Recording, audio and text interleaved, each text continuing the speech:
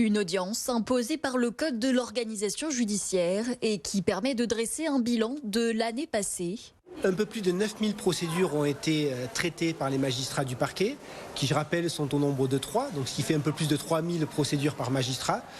Parmi les données importantes, il faut aussi noter qu'un peu plus de 1000 jugements ont été rendus par le tribunal correctionnel de Gap, que 156 personnes ont été écrouées à la maison d'arrêt de Gap, qu'un peu plus de 160 personnes ont été déférées devant le parquet. Pour l'année 2023, les politiques pénales resteront inchangées avec 4 priorités. Lutte contre la violence faite aux femmes et les violences intrafamiliales et conjugales. Lutte contre les trafics de stupéfiants. Lutte contre l'immigration irrégulière et lutte contre les atteintes à l'environnement.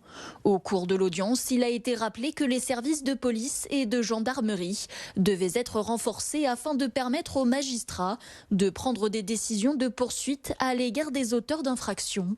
Dans les années à venir, devrait avoir lieu une augmentation des ressources humaines de la juridiction dans le cadre du plan de justice annoncé par le garde des Sceaux. On souhaite une année judiciaire audacieuse, a précisé la présidente.